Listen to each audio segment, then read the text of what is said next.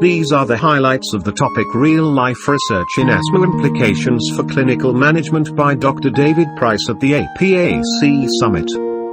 What is asthma and how to manage it? Asthma is the commonest respiratory disorder usually managed by corticosteroids. Evidence-based management of this respiratory disorder is highly warranted. How many physicians follow evidence-based guidelines for the management of asthma? Evidence-based guidelines are the need of the hour, though only a handful of physicians follow it. Evolution of drugs.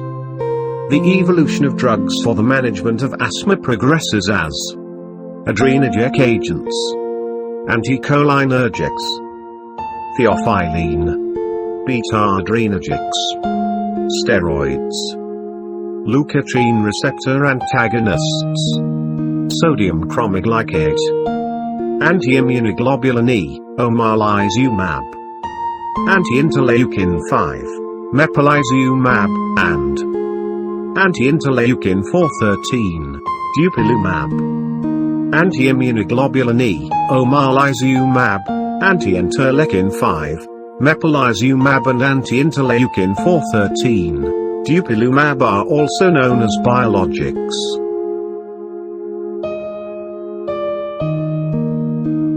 Updated GINA Guidelines. The updated Global Initiative for Asthma Guidelines focused on the proper assessment of the patients and positioned oral corticosteroids after biologics.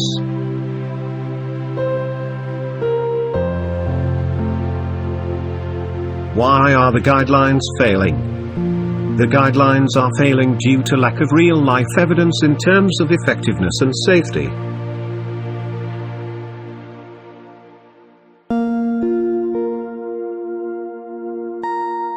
Implications of real-life evidence on asthma management.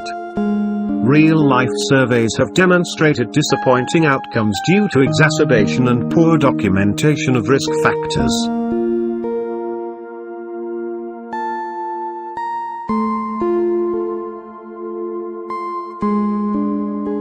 Role of adherence and its importance during the management of asthma. Adherence is required for the proper management of asthma in the patients. However, it can only be achieved to a certain extent by patient education.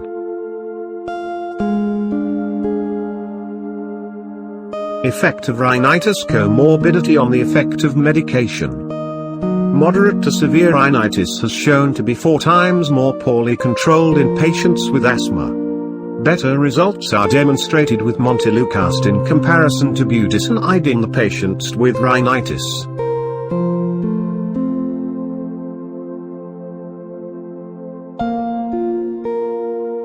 Effect of smoking on the effect of medication.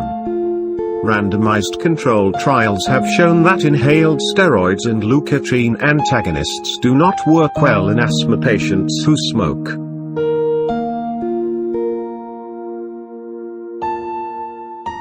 Effectiveness of an inhaled corticosteroid. A real outcome study demonstrated that a leukotriene antagonist was just as likely to be successful as initiating an inhaled steroid due to its better adherence. In addition to this, studies have also shown inhaled corticosteroids to produce better outcomes in children as compared to beta-agonist.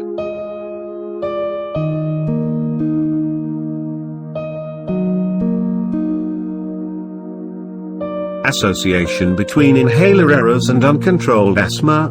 Dry powdered inhalers. The main error encountered with dry powdered inhalers is that they cannot be sucked hard and fast by the patients.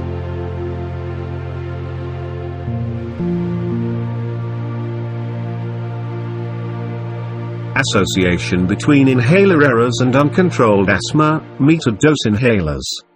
The main error encountered with metered dose inhalers are that they are usually pressed before breathing by the patient.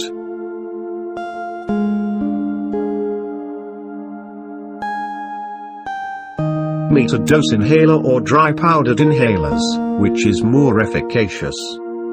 Randomized controlled trials have demonstrated that both metered-dose inhalers and dry-powdered inhalers exhibit similar efficacy, whereas real-life observational studies have proved metered-dose inhalers to be better than dry-powdered inhalers.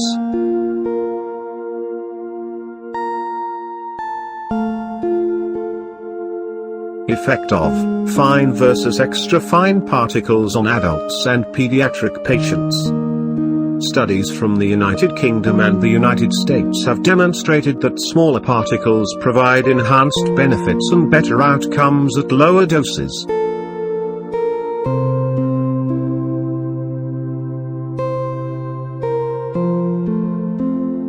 Dangers of frequent courses of oral corticosteroids and high-dose inhaled corticosteroids. Long-term or frequent courses of oral corticosteroids and inhaled corticosteroids result in increased comorbidity.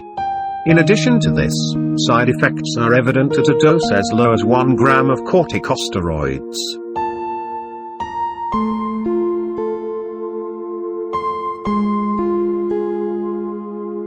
Conclusion: simplify the management technique.